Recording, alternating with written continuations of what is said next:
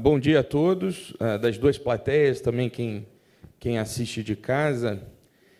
Só ressaltar aqui o tamanho do professor Carlos Nobre. Quando eu vejo essas exposições, já tive oportunidade de cobrir muitas vezes palestras dele e entrevistas. É o Brasil que deu certo, né? E acho que às vezes a gente não tem muita noção disso. Mas vamos continuar aqui. O curioso é que saiu do Carlos Nobre, para mim, que cubro petróleo, basicamente. A gente diz que é repórter de energia, mas, no fundo, a gente está 90% do tempo atrás de Petrobras, cobrindo produção de petróleo bruto e produção de gasolina e diesel. E isso me faz pensar muito, porque eu cubro petróleo, mas não sou do petróleo. E aí, uma coisa que eu me pergunto muito é, a gente sabe qual é a política energética do país? Eu vejo que as pessoas não sabem, meus pais não sabem, minha irmã não sabe, talvez eles três aqui que vão falar saibam. Mas, basicamente, a política energética do país é manter a produção de petróleo estável, por uma questão de segurança energética, e desestimular o consumo doméstico, o consumo nacional de combustível, gasolina e diesel. Isso tem várias nuances. As pessoas falam muito em tripé energético, mas eu prefiro falar numa dualidade de pragmatismo responsável e oportunismo de mercado. A gente vai explorar essas questões aqui, e eu vou começar com o Gabriel e pedir para ele falar um pouco, meu xará, pedir para ele falar um pouco de transição energética. A gente estava falando ali atrás de como é difícil fazer transição, a gente nunca transitou de um combustível para outro. Os combustíveis eles permanecem, tem pessoas usando lenha agora, e tem pessoas planejando plantas de hidrogênio, ou seja, as coisas convivem.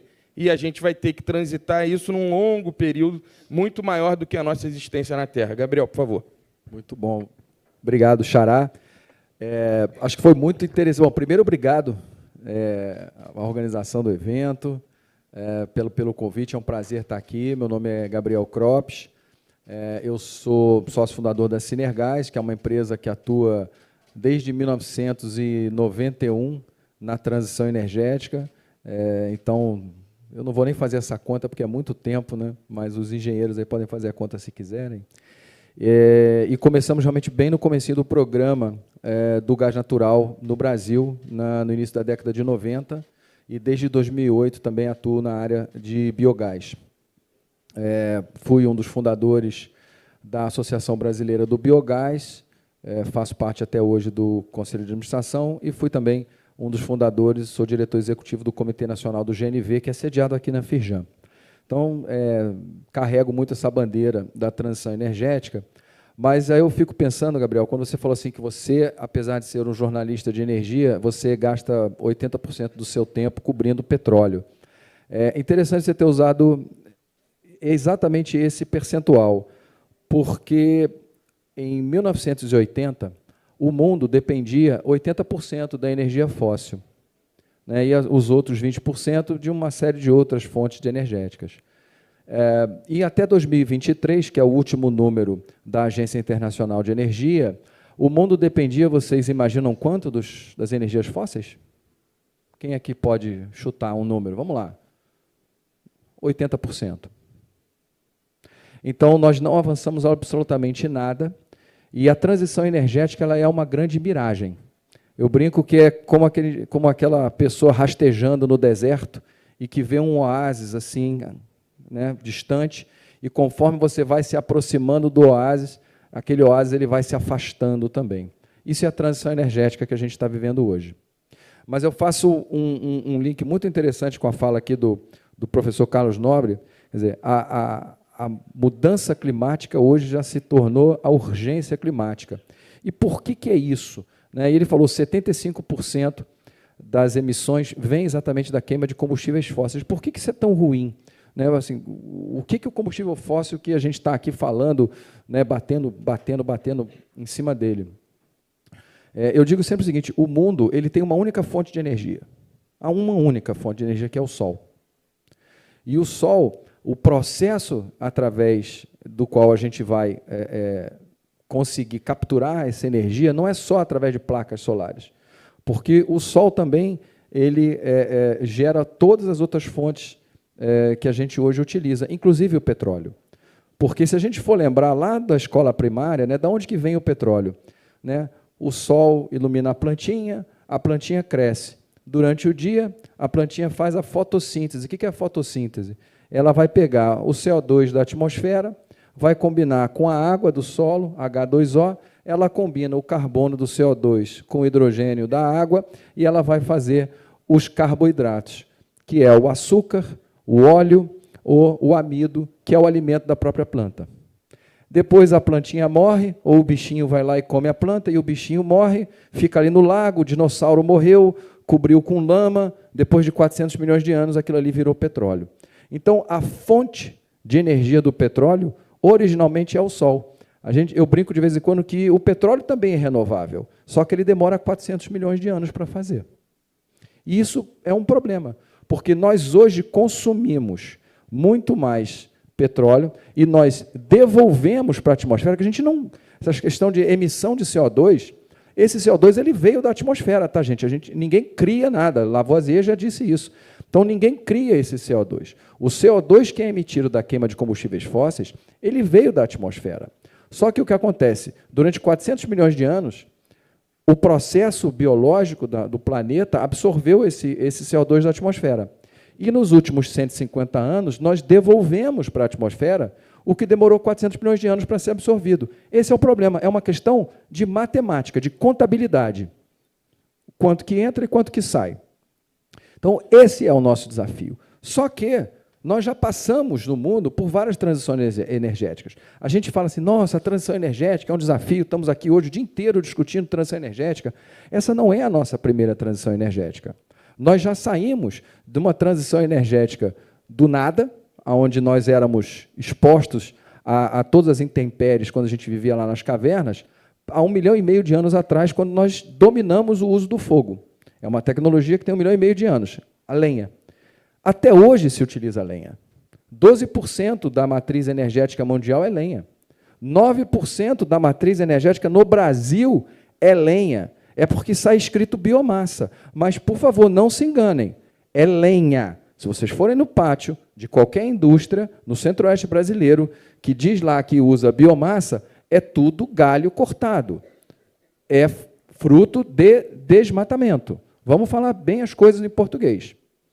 Então, e se utiliza a lenha até hoje. Só que nós descobrimos uma fonte mais interessante, mais abundante, mais barata e com maior conteúdo, maior intensidade, maior densidade energética, que foi o carvão. Foi o carvão que propiciou à humanidade fazer a Revolução Industrial.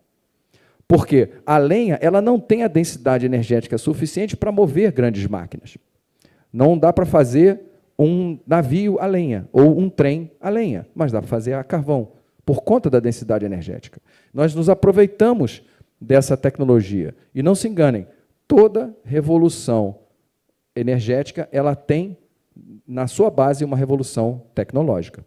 Então, nós já saímos da lenha, saímos do nada para a lenha, saímos da lenha para o carvão, depois da Segunda Guerra, saímos do carvão para o petróleo. Claro, o petróleo já existia desde o tempo do Egito, mas como a principal fonte de energia do mundo, ele cresceu e se desenvolveu muito com a motorização, com a indústria automobilística, com a indústria aérea no pós-guerra. Então, o petróleo assumiu esse papel. Então, foi uma segunda transição energética. Mas nós não deixamos de usar o carvão. Hoje, grande parte da fonte de energia primária do mundo ainda é carvão, inclusive no Brasil. O Brasil tem um percentual pequeno do carvão relativamente a outros países, mas nós ainda utilizamos carvão, principalmente no sul do país. Carvão esse, inclusive, incentivado por uma legislação muito recente que permitiu essa sobrevida do carvão com subsídios que todos nós, todos aqui, estamos pagando. É uma coisa maravilhosa, porque está saindo do nosso bolso esse dinheiro através da conta de energia. Tá? Então, bacana, você pode chegar em casa feliz, porque na sua conta de luz você está pagando um pouquinho da sustentação dessa termoelétrica movida a carvão. Muito bacana isso, muito legal. Todo mundo satisfeito, feliz. E acabou de ser incluída no edital do novo leilão. Acabou de ser incluído no novo leilão. Pois é, então a coisa vai e vai. Mas então, quer dizer, para fechar um pouco, não é a nossa primeira transição energética, nós já tivemos outras transições energéticas, mas o importante, todas as transições energéticas da nossa história foram aditivas. Nós adicionamos energias. Então, quando a gente fala de transição energética, a gente fala, temos que acabar com o petróleo, temos que... Né, a política de vamos produzir o petróleo, mas vamos acabar com o consumo. Gente, desculpem, isso é inviável. Não é uma realidade. Nunca foi, nunca aconteceu em 1,5 milhão de anos de história da humanidade. Nós nunca fizemos isso e não vai ser dessa vez que a gente vai acabar. Por um motivo muito simples. São 8 bilhões de pessoas no planeta. Em breve vamos ser 9,5 bilhões. E essas pessoas querem consumir energia. Todo mundo quer carro, geladeira, televisão, celular, roupa, iluminação em casa, aquecimento ou ar-condicionado. Todo mundo quer.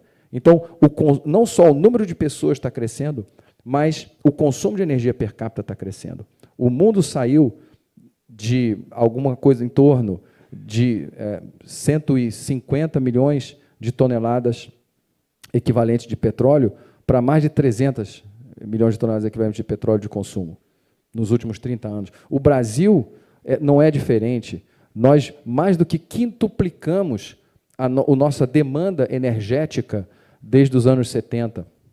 Né? Por quê? Porque o Brasil se industrializou, o Brasil se urbanizou. Então, a quantidade de energia demandada pela sociedade aumentou muito. Da onde que veio todo esse aumento de suprimento de energia? Veio das energias fósseis. É claro que nós tivemos um avanço muito importante das energias renováveis, eólica, solar, mais recentemente biomassa, agora biogás e biometano, futuramente, quem sabe, outras fontes podem vir, mas todas elas não foram capazes, juntas, de sobrepujar o crescimento dessa demanda. Então, a demanda teve que ser atendida com as fontes tradicionais e fósseis. Então, isso é uma realidade que nós temos que encarar, é um desafio tremendo que temos como sociedade, e, como o professor muito bem colocou, quem fala que a transição energética é uma coisa para defender os nossos netos, defender as futuras gerações, está errado, não sabe o que está falando. Quem fala que nós estamos aqui para discutir transição porque nós queremos salvar o planeta, desculpem, é muito bonito esse discurso, mas não sabe do que está falando. Nós não estamos aqui para salvar o planeta não precisa ser salvo e o planeta não está em perigo. O planeta já estava aqui 4 bilhões de anos antes de nós aparecermos. E ele vai continuar aqui muito tempo depois que a gente for embora. Quem está sob ameaça não é o planeta. Quem está sob ameaça somos nós. Não são as baleias, não é o mico-leão-dourado, não é a arara azul. Eles também, mas principalmente somos nós. Nós estamos sob ameaça. O nosso modo de vida, a nossa sociedade está sob ameaça em função dessa mudança climática que o professor colocou. É sobre isso que a gente tem que falar, como que nós vamos sobreviver. E não são os nossos filhos e nossos netos. Isso está acontecendo hoje. O professor falou, 5.000 mortes por ano em São Paulo, todo ano, causadas pela emissão de gases poluentes, não só de efeito estufa, mas poluentes locais, a partir da queima de combustíveis fósseis, principalmente no transporte pesado. Então, esse é o desafio e isso é o que a gente tem que encarar. Bom, até agora eu só fui o profeta do Apocalipse, né? Mas eu estou deixando a dica, né, para a gente escutar agora, existe solução, existe tecnologia, o mundo não vai acabar, todo mundo vai sair aqui deprimido, né? Vamos beber uma cachaça lá embaixo. Não, tem solução e nós vamos discutir isso aqui hoje. Sim,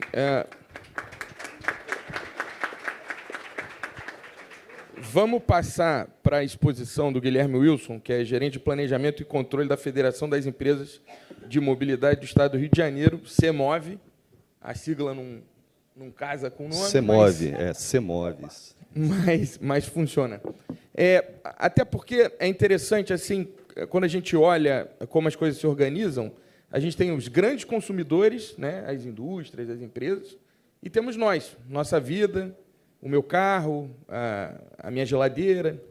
E as coisas, claro, de alguma maneira elas convivem, né, porque os grandes consumidores produzem tudo que a gente usa, etc. Mas elas estão em dimensões bem diferentes. Acho que o Guilherme pode trazer um pouco essa questão da energia nas nossas vidas, principalmente no transporte público. E aí depois a gente abre um debate aí ainda. Obrigado, viu, Gabriel. Pessoal, bom dia a todos. Queria agradecer aqui mais uma vez, né, Cidades Verdes, por essa oportunidade de nós, do setor de transporte público por ônibus, participarmos, né? A gente, desde a primeira edição, agradecer aqui na pessoa do André, essa parceria e essa oportunidade de a gente discutir temas assim. A transição energética, ela é muito mais ampla do que o setor de transportes, né?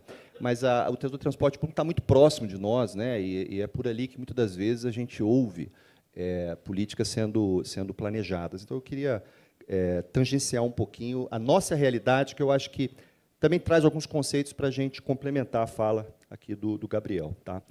Vamos passar. Eu passo aqui. Isso. Aqui, só um conceito, assim, eu sei que todo mundo aqui já ouviu falar de matriz energética, mas a matriz energética do Brasil, você tem a matriz energética ampla, né, e você tem a matriz energética elétrica.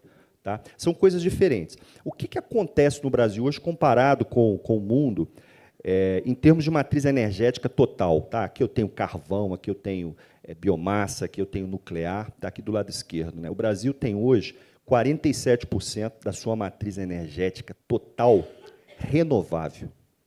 Tá? É disparado, talvez, o país com a melhor matriz energética do planeta. É difícil um país do tamanho do Brasil chegar próximo. Tá? O mundo está com 14%. O restante é fóssil. Para a gente ter uma ideia do que já fizemos. Nós nunca podemos perder o contexto do que a gente já é. Porque os nossos desafios seguem, as metas seguem. A gente viu o governo federal assumindo metas e trazendo e desdobrando elas. Nós precisamos ter uma noção clara de onde nós estamos. No caso da matriz energética ali no meio elétrica, a nossa matriz renovável hoje é 86%. Também é de conhecimento comum, principalmente por causa da hidroeletricidade, mas não só mais. Tá? A matriz elétrica do mundo é menos de 30%. Então, nós estamos 3 vezes maior que o mundo, para a gente ter uma ideia do que o Brasil é. Tá? Aqui, no lado direito da matriz elétrica, eu quero fazer só esse destaque, que o Gabriel trouxe aqui alguns números também, comparativos dos últimos 20 anos, 30 anos. A energia hidrelétrica no Brasil hoje responde por cerca de 55% de toda a energia elétrica útil consumida. Essa energia é consumo, não é capacidade instalada. É quanto que aqui na tomada a gente está consumindo. Tá? 55% é hidrelétrica. Mas há 20 anos atrás, era 85% hidrelétrica. Eu quero dar esse exemplo porque aqui está acontecendo uma transição energética em termos de energia útil disponível. Quem está gerando essa energia elétrica? Quem passou a gerar e complementar? Eólica e solar. Que há 20 anos atrás, assustem, era zero. Era zero na matriz elétrica. E hoje nós temos a eólica com 14%. Olha a transição energética. 20 anos para chegar nisso. 20 anos. E a solar com quase 10. Eu não sei se dá para perceber, estou falando de transição. Essa transição energética tem sido planejada, executada a nível federal, e eu posso garantir aos senhores que, antes do conceito de transição energética justa, esse tipo de transição já estava sendo justa. Porque ela estava sendo feita com um viés de planejamento, de execução, onde os agentes econômicos e consumidores estão escolhendo investir, estão escolhendo consumir, e você vai vendo a coisa acontecer. Então, eu deixo aqui essa palavra que está aparecendo agora para todos, em todos os fóruns, tem uns 2, 3 anos, nós estamos ouvindo falar de transição energética justa. Por quê? Porque na transição energética, não pode pagar mais quem ganha menos. Nós temos que olhar isso. Né? A gente fala, vamos trocar, vamos tirar o petróleo, vamos acabar com o petróleo, vamos acabar com o diesel. Tá bom, vamos fazer, mas quem vai pagar?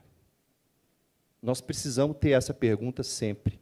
Tá? E eu estou fazendo esse ponto por quê? Porque no transporte público, a transição energética está sendo imposta ou proposta, ela está trazendo um custo para quem ganha menos. Porque não tem como fazer uma transição energética da maneira como está sendo proposta em transporte público no Brasil, sem que isso seja repassado para a tarifa ou para o usuário. Nós precisamos estar de olho nisso. Tá? Então, é uma primeira provocação. O que está acontecendo no Brasil? Guarda essa imagem, porque essa imagem, às vezes, a gente não esquece das palestras, mas guarda essa imagem aqui, porque é fácil guardar. O transporte individual aqui do lado ocupa uma via inteira, tem 70 pessoas e 53 carros. As mesmas pessoas estão no ônibus ali. Consumo de espaço urbano, 10 vezes menor. Emissão de CO2 por passageiro, 8 vezes menor. Ou 8 vezes maior. Tá? E o que está acontecendo no Brasil inteiro nos últimos 10 anos, e principalmente depois da pandemia?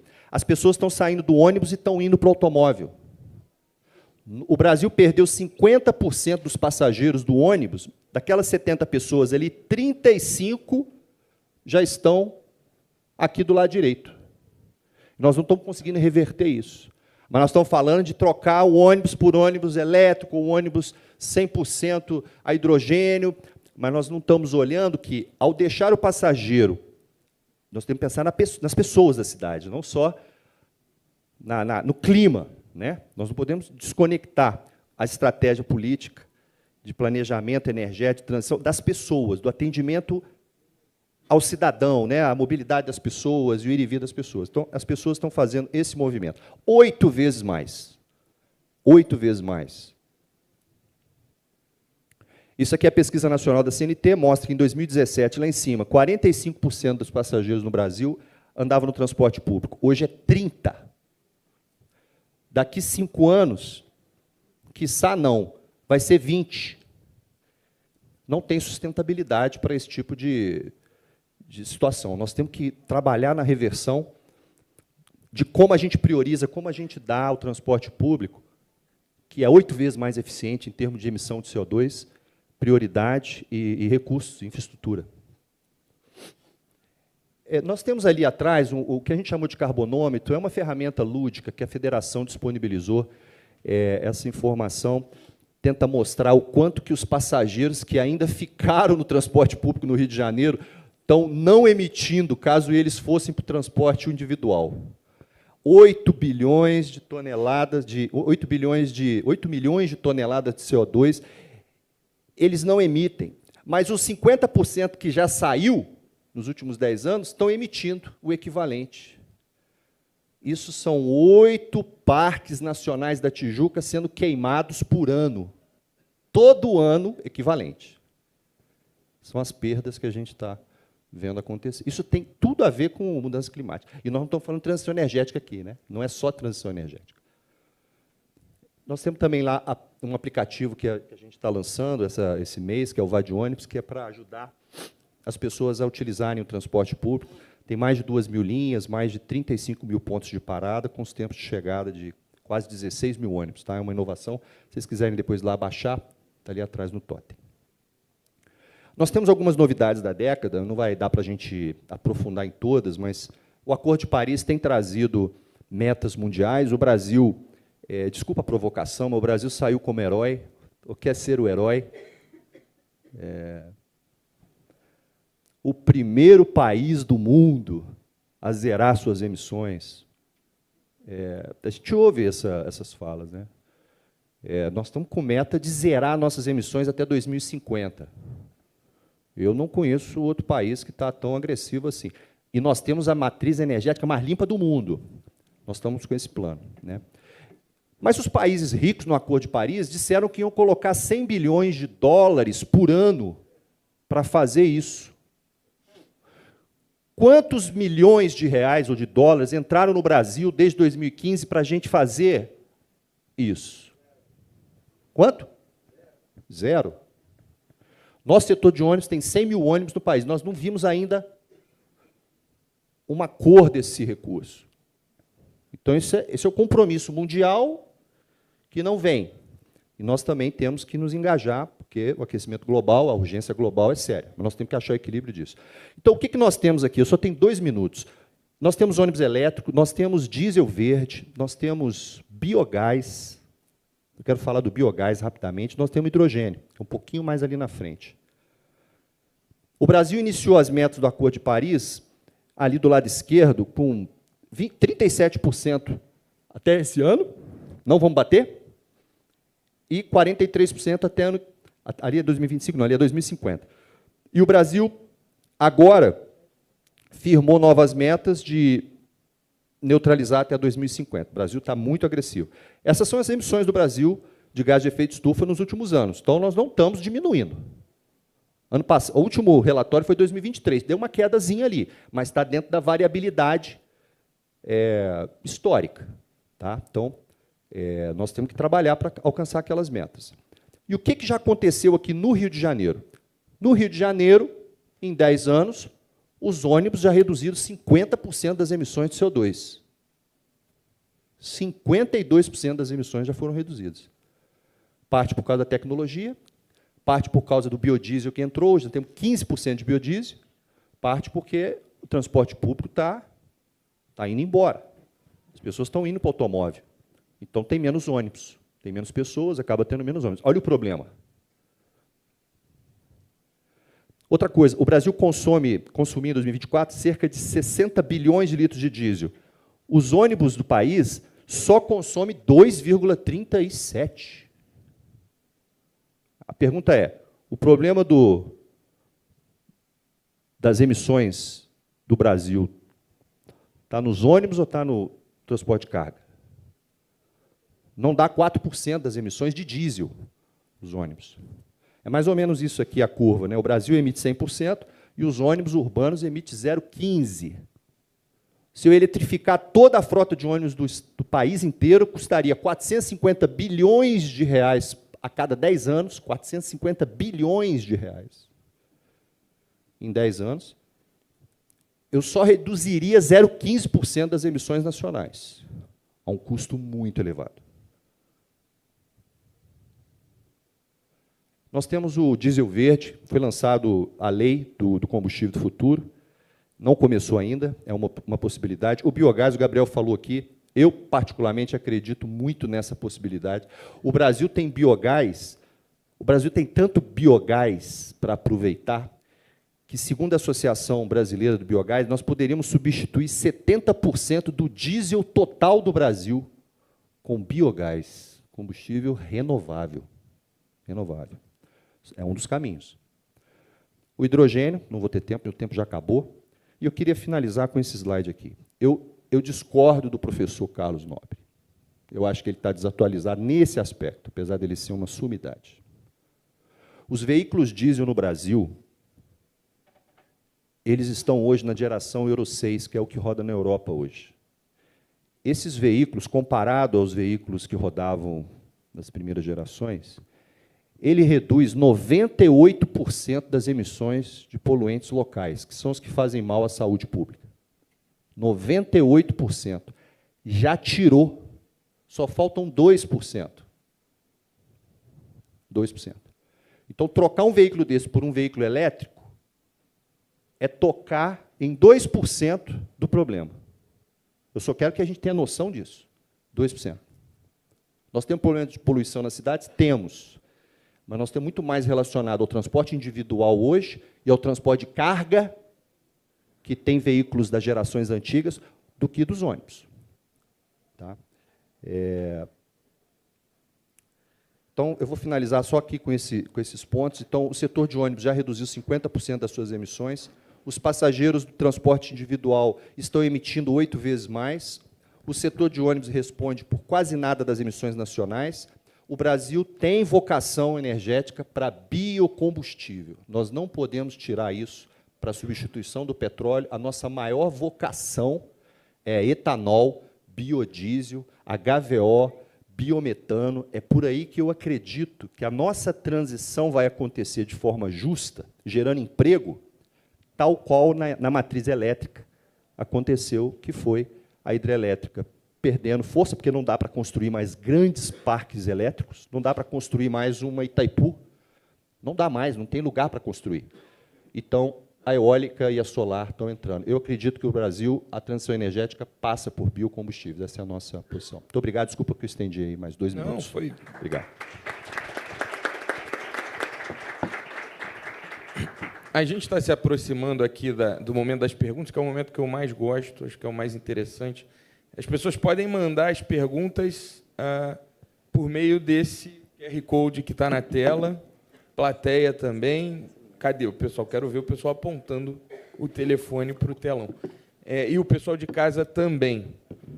Vamos falar agora com o Rafael Almada. Esse nome me dá até palpitação, porque hoje o Botafogo joga com o Vasco, e o Almada foi-se embora e vai estar uma dificuldade tremenda.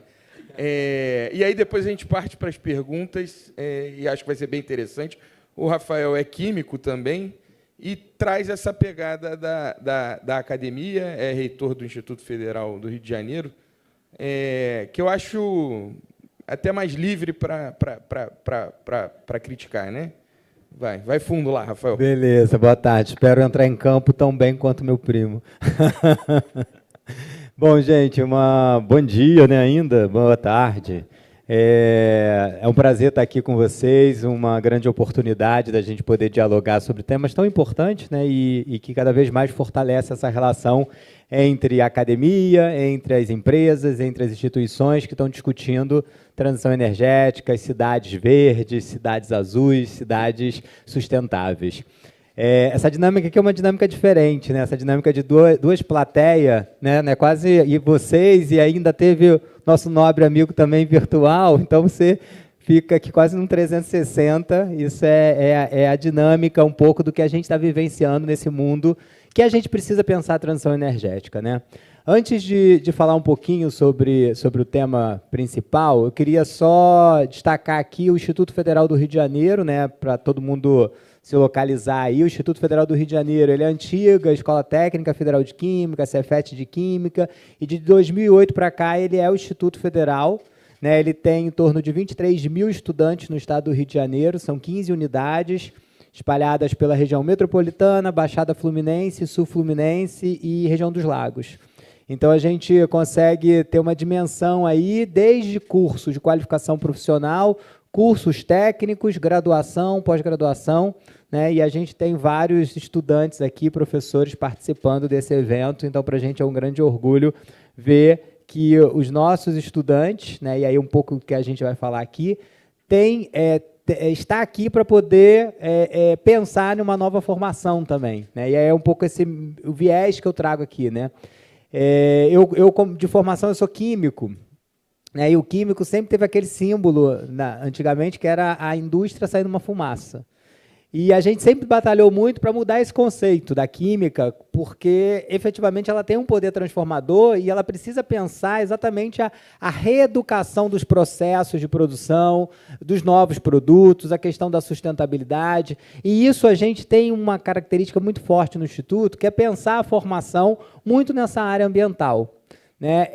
E essa oportunidade, um pouco que os meus colegas falaram aqui, mostra para a gente um cenário de transição e uma grande oportunidade, né? Porque qual é o profissional que a gente está formando nesse momento, né, para repensar essa matriz energética, para oportunizar o que a matriz energética traz para a gente de oportunidade de formação, repensando os processos, repensando os produtos, repensando a própria construção, né? A questão do transporte público, né, e o quanto você, num olhar não romântico, mas num olhar pragmático, né, o uso do transporte coletivo, né, o transporte público, ele tem um impacto muito direto nessas cidades, né? Quantos de nós aqui, a gente estava comentando isso mais cedo, tem dia da semana que é quase impraticável você andar na cidade, e muitas vezes a gente não reconhece que isso é um problema tão ambiental quanto a proteção, né, de um manancial, a proteção de uma floresta,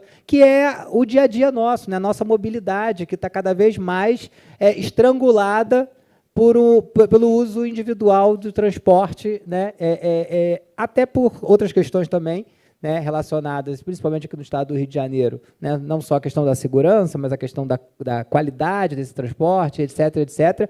Mas eu acho que tem uma questão da sustentabilidade que a gente precisa pensar. E como formar esse profissional novo?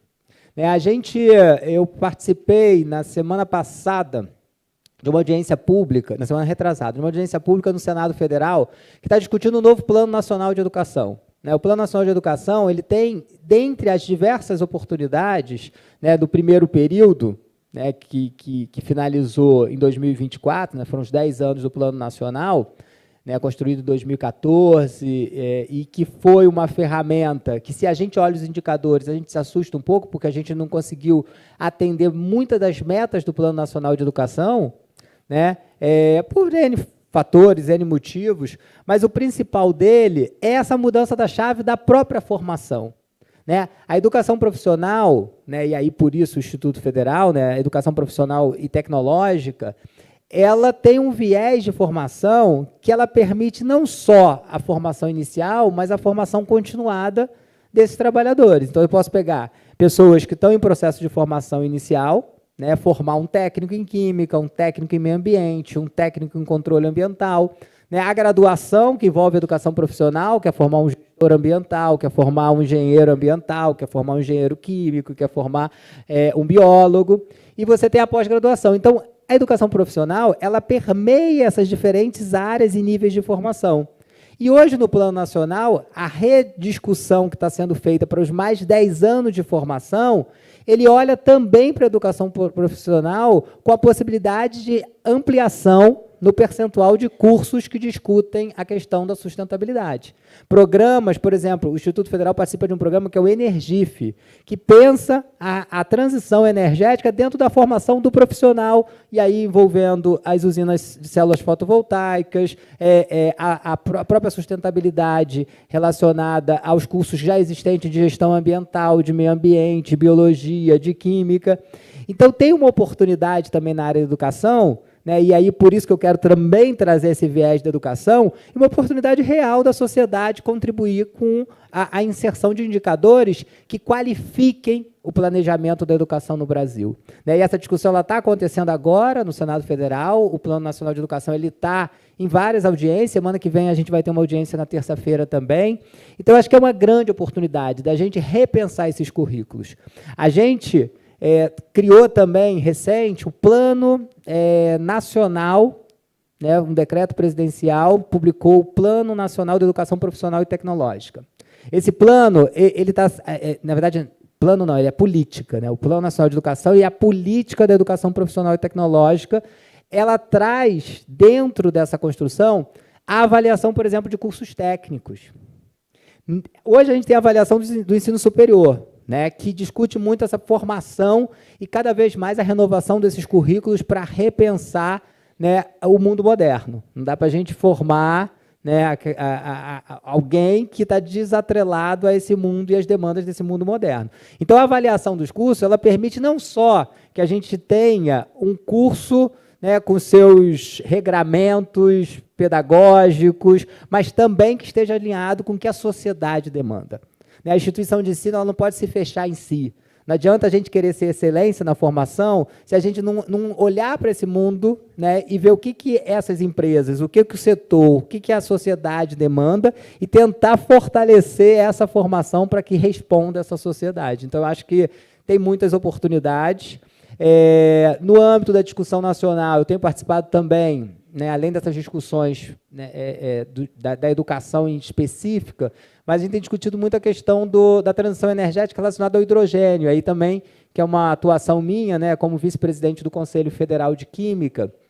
A gente tem feito uns debates muito interessantes, e até participando das últimas COPs, né, da COP28, eu tive a oportunidade de estar lá, na COP29, agora na COP30, do quanto também essa responsabilidade do hidrogênio, né, que é um potencial incrível. Eu lembro que eu sou ex-aluno, né, do Instituto, isso é também bem legal, assim, porque eu tenho uma relação também muito, não só como gestor, mas por ter sido ex-aluno do Instituto. E eu lembro que, quando eu fazia o curso técnico em Química no Instituto, a gente construiu um cortador de grama movido a hidrogênio, né? E com uma reação acontecendo exatamente no mesmo momento. A gente produzia o hidrogênio, ele ia para o cortador lá, a gente fazia a ligação ácido muriático com alumínio, fazia uma reação no aparelho de Kepler. E aí, o que era mágico para um estudante do ensino técnico era porque quanto mais consumia o hidrogênio, você via, Le Chatelier, né? Você via o deslocamento da produção de mais produto a partir dos reagentes. Então, você via a reação acontecendo e o motor funcionando. Eu acho que é isso, é a essência que a gente traz, não só o estudante, para entender esse processo de transformação, entender na prática a existência da possibilidade e ainda conseguir cumprir o conteúdo, que é falar de Le Chatelier, que é falar de equilíbrio químico, que é falar das reações. Então, acho que é isso que a gente precisa se reativar. Eu acho que eventos como esse faz a gente se provocar nisso, faz a gente tentar refletir a formação, né? Ter estudantes aqui. Quantas pessoas aqui estão em formação? Levanta a mão para a gente, quem está em formação.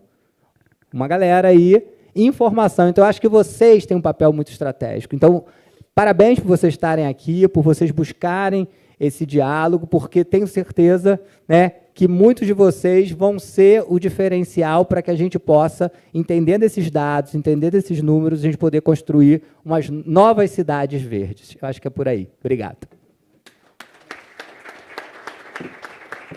Esse debate sobre o emprego no setor de energia, né, isso é muito interessante, porque poucos setores dão a dignidade que o setor de energia dá. A gente vê isso no Rio de Janeiro.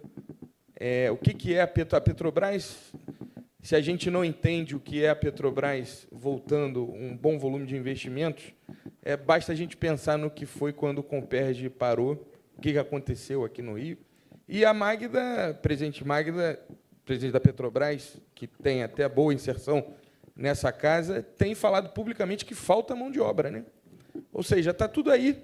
Sim, você vê o Complexo Boa Ventura, né, que era o antigo Comperj, virou Gaslub, agora virou Complexo Boa Ventura, voltando com fósseis e com renováveis, vai ter 2 termoelétricas, com gás, querendo fazer os biocombustíveis de última geração. Você vê o Porto do Açu querendo, de alguma maneira, colocar as plantas de hidrogênio, trabalhando nisso. Isso tudo é emprego para a gente, né? Sim, e quando você viaja, que você vai numa usina, você vê o que a energia faz na vida daquelas pessoas, no rincão. Porque o mais difícil é gerar emprego no rincão. Mas vamos passar para as perguntas? A gente tem aí 10 minutos, mas aí a gente vai fazer uns 15, 18, hein? Para contemplar todas. Tem algumas boas perguntas. A coisa do ônibus mexe bastante com a galera, mas eu queria começar com biocombustíveis. Nossa, chegaram várias aqui nos últimos segundos. A pergunta há como expandir a produção de biocombustíveis sem avançar sobre as florestas? Mas eu queria que fosse além disso. Queria que a gente falasse do que é o biocombustível, de qual é o papel do biocombustível para aquela política energética que o Estado brasileiro definiu de diminuir o consumo de derivados. Quais são os biocombustíveis? Quais são as iniciativas, o mandato de biodiesel, o mandato de etanol, a lei inserindo o biometano? Queria começar com o Gabriel, queria que ele se debruçasse sobre biocombustíveis, florestas e depois possibilidades. Eu estou rindo, Xará, porque as pessoas, quando chegam no final da palestra, falam: Gabriel, posso fazer uma pergunta rapidinho? Eu falei: pode. Eu não sei se eu sei responder. Isso, né? Responder rapidinho. Eu tenho um problema sério de concisão, né, cara? Sou meio prolixo. Cara, vamos lá. É muita coisa para a gente tentar aterrissar. O que é o biocombustível? Lembra que eu contei a história do sol, da plantinha, da fotossíntese? O biocombustível, ele pega aquele carboidrato, que é o açúcar, o amido ou o óleo da planta, e ele transforma num hidrocarboneto. Então, eu não vou falar de química aqui do lado do professor, que eu vou pagar mico. Então, eu vou fazer uma coisa mais acessível, popular. Mas, basicamente, você pegar o carboidrato, todo mundo sabe o que é, né? Que a gente come e vira barriga, né? A gente pega esse negócio e troca e vira o hidrocarboneto. Hidrocarboneto, todo mundo sabe o que é. Combustível e tal. É mais ou menos isso. Então, tem várias maneiras de se fazer isso, tem várias rotas com várias origens. Então, o biodiesel é um exemplo, o etanol é um exemplo, o bioquerosene de aviação, que agora é o SAF, né, o combustível sustentável de aviação, está chegando também, é uma maneira. O biogás, o biometano, é uma maneira também de fazer isso. Então, tem vários biocombustíveis que são combustíveis originados, né, de matéria orgânica, por isso o bio. Então, isso é o biocombustível. Existe um questionamento que é originado principalmente na Europa, que é a luta do alimento versus o combustível, uma discussão food versus fuel, como se diz em inglês, que isso é absolutamente inexistente no Brasil. Inexistente. Tá? Isso aí, você entra no site da Embrapa, não dá tempo para a gente falar agora, mas, basicamente, de todo o território nacional, um percentual muito pequeno é utilizado pela agricultura.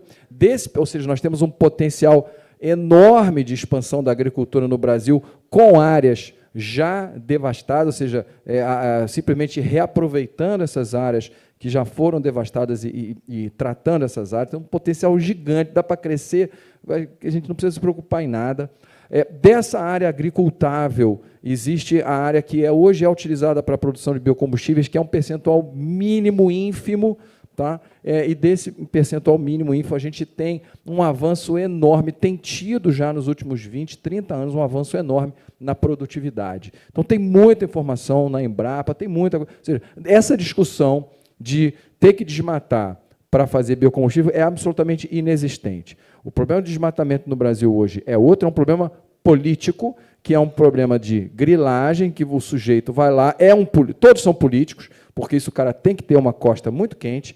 Então, ele vai lá, desmata, bota 3 ou 4 bois, aí espera 5 anos, aí entra lá num programa desse de regularização da terra, mas já estava desmatado, mentira, foi ele mesmo que desmatou, e aí ele vende essa terra e tem um lucro exorbitante. Então, isso é um problema de polícia e um problema político, porque tem sempre o político por trás bancando essa turma. Não tem absolutamente nada a ver com os combustíveis e os biocombustíveis ou a agricultura.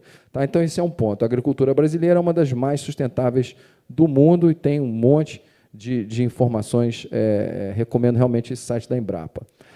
Agora, um ponto importante é como que esses biocombustíveis hoje se inserem na política. Existem várias políticas, existe a Política Nacional de Biocombustíveis, que é o RenovaBio, que tem toda uma metodologia interessantíssima de como você contabiliza a pegada de carbono de cada um desses biocombustíveis no nível da unidade de produção. Isso é uma coisa inovadora no mundo. Tá? Pouquíssimos lugares do mundo. A Califórnia, que é o local mais avançado no mundo em termos de legislação ambiental, não tem a legislação ambiental que tem aqui no Brasil, em termos de biocombustíveis, com essa identificação individualizada por unidade de produção da intensidade de carbono de cada um desses biocombustíveis.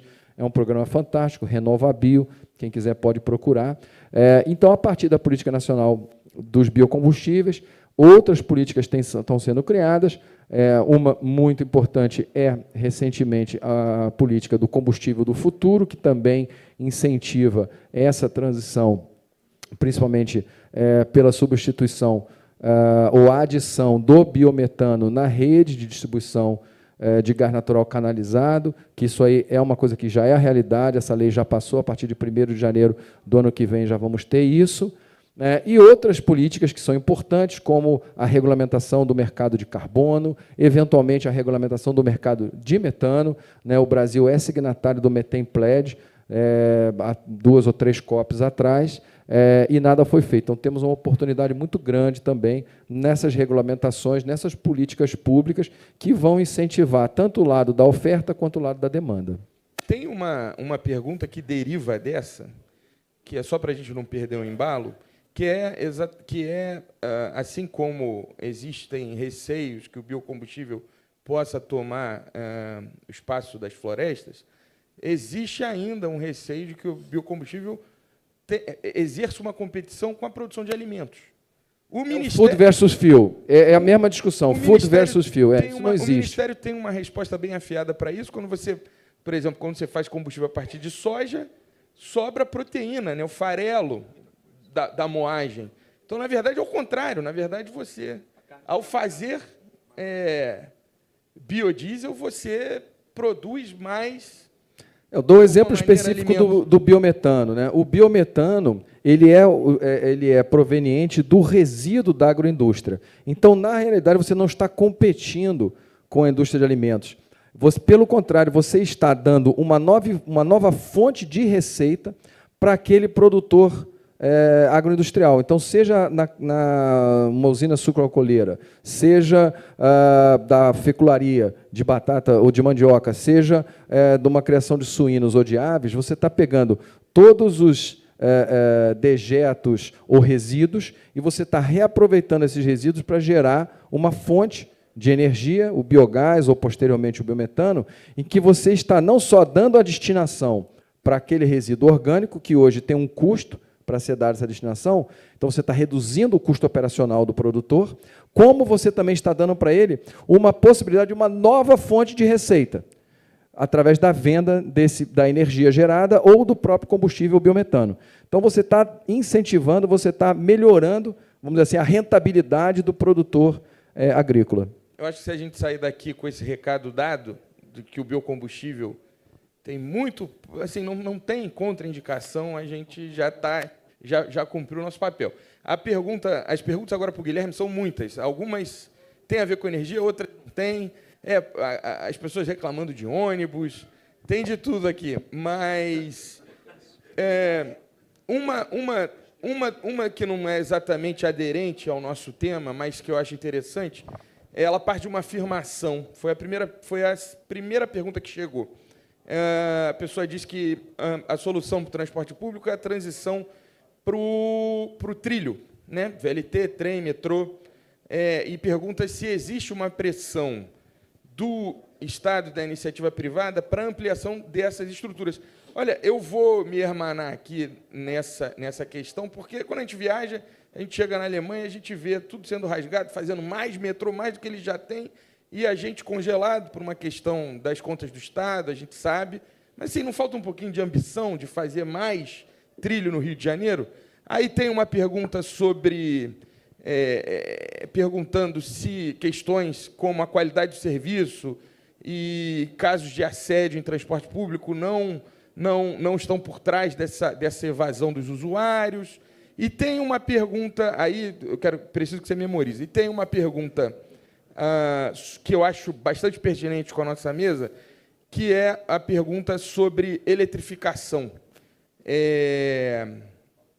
Se a gente não deveria olhar de forma mais cética a questão da eletrificação, porque, afinal de contas, também tem resíduos da eletrificação, não seria exatamente uma panaceia, mas eu queria que você entrasse bem nessa questão da eletrificação, porque, quando você olha, por exemplo, a Shell todos os anos faz um estudo, né, de para onde o mundo está indo, e quando eles falam de Brasil, eles falam que o Brasil tem a questão dos biocombustíveis, o governo quer ir pelos biocombustíveis, mas as indústrias globais, os chineses, vão empurrar carro elétrico puro no Brasil. Então, as coisas se batem aí, né? O que o governo quer que aconteça e o que o mundo vai fazer com que aconteça no Brasil. Tá. Deixa eu falar rapidamente sobre investimento em trilhos, né? Investimento em trilho são investimentos de grande monta. A gente precisa ter uma dimensão da disponibilidade desses recursos pelo poder concedente. Porque quem faz o investimento, né, normalmente, é o Estado, tá, ou a União. Dificilmente uma prefeitura, em qualquer lugar do país, tirando São Paulo, consiga fazer 1 quilômetro de trilho. A gente precisa ter uma noção. A gente fez agora, recente, uma extensão ali para a Barra da Tijuca do metrô. Se eu não me engano, na época, acho que custou para a Olimpíada 12 ou 13 bilhões. Foi um pedacinho para transportar hoje, eu não sei quantas mil pessoas transporta, se 40 ou 50 mil pessoas.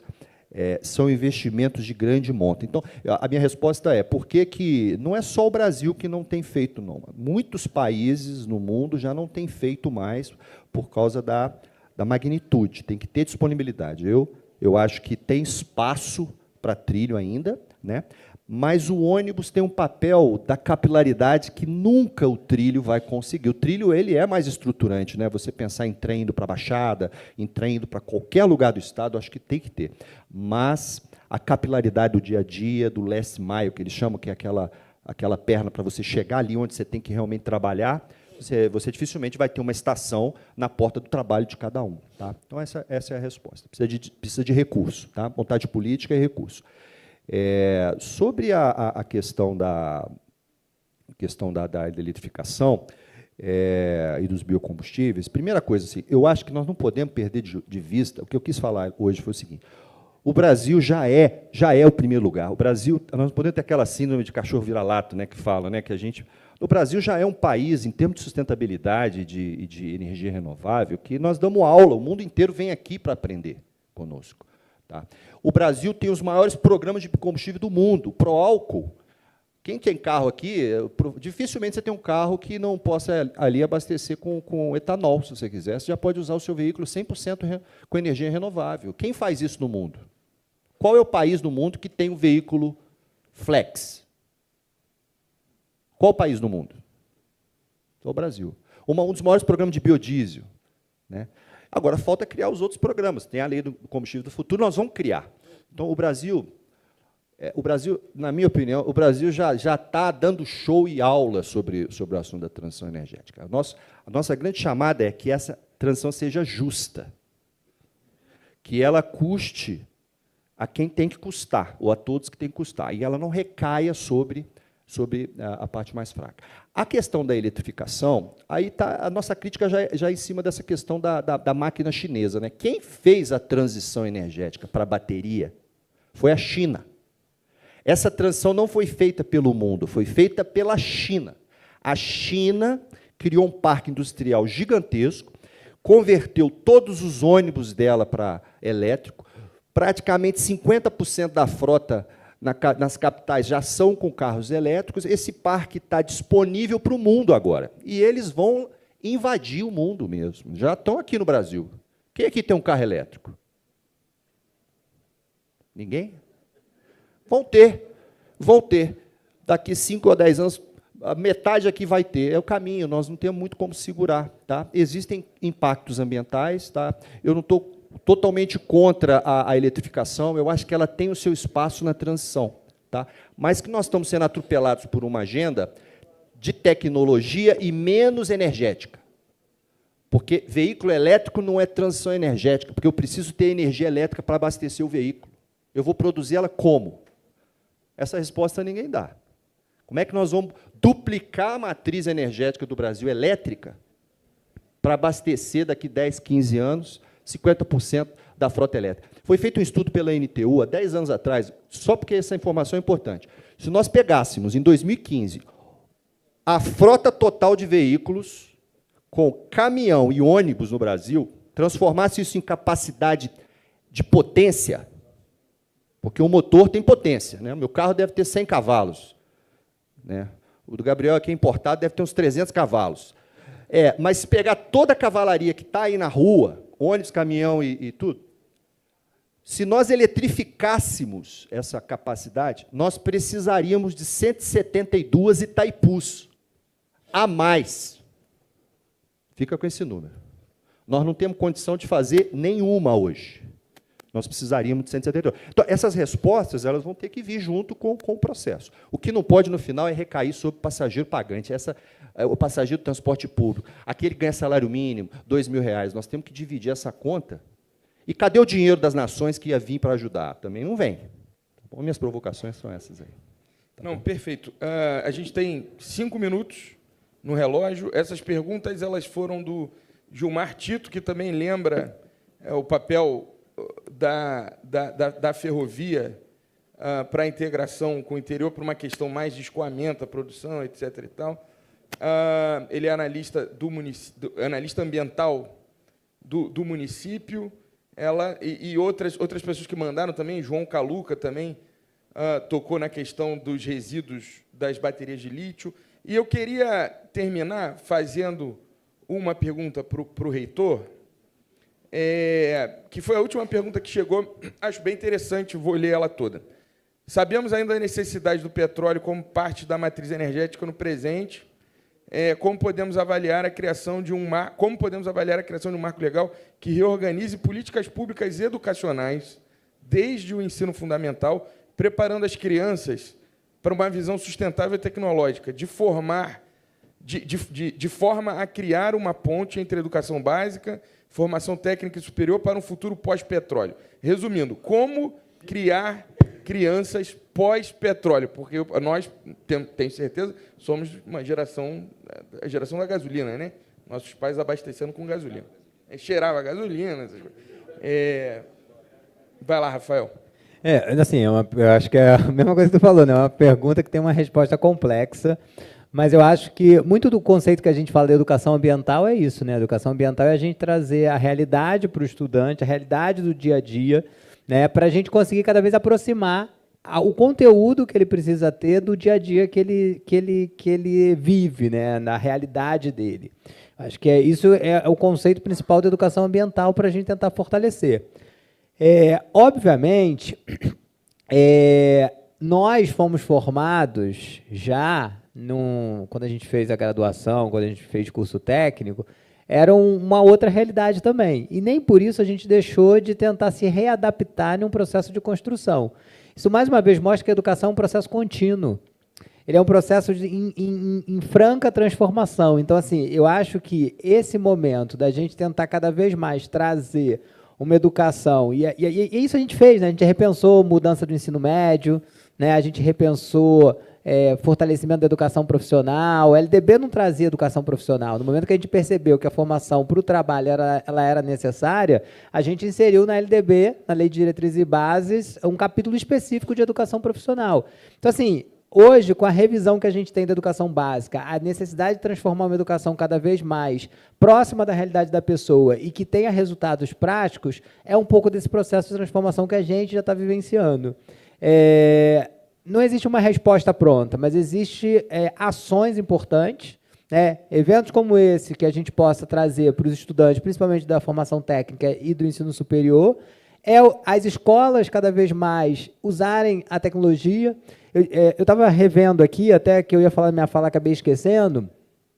Se você analisar os dados hoje da educação profissional, a maioria dos cursos mais procurados, ele tem uma perspectiva na área ambiental, né? A gente tem técnico em meio ambiente, uma das maiores ofertas, entre os 10 mais na educação profissional, né? Dados bem recentes dos últimos censos. Meio ambiente, química, tem a área de saúde, que é muito forte, né? E uma área de tecnologia. Quando a gente fala em expansão do Instituto Federal, todo mundo pede um curso, né? Os cursos mais procurados são exatamente esses dois principais, que é informática não, saúde. Saúde. Mas, dentre os mais ofertados, a área ambiental tem uma oportunidade. Então, eu acho que tem que usar exatamente esse potencial de formação que a gente tem. E ele é agora, né, gente? Não dá para a gente pensar daqui a 10 anos a formação. A gente tem que falar do hoje. Então, assim, você professor em sala de aula, você gestor, você da indústria, das empresas, é importante também esse diálogo com as instituições de ensino, porque é nessa construção que a gente consegue mudar essa realidade e formar um estudante, uma criança que tem essa visão já diferenciada para esse mundo do futuro, né? A gente falava um pouco mais cedo, né? Todas as previsões de futuro, elas falavam de transporte coletivo. E a gente fez tudo o contrário, a gente se individualizou, não só nas redes, mas também no nosso deslocamento. Então, eu acho que a gente tem que revisitar essas previsões para que a gente possa também prever essa nova educação para formar esse novo cidadão aí para o futuro. Maravilha. Pessoal, obrigado. 12h46, estou entregando, né, André, no horário. E vamos que tem que trabalhar e depois ir para o Engenhão ainda.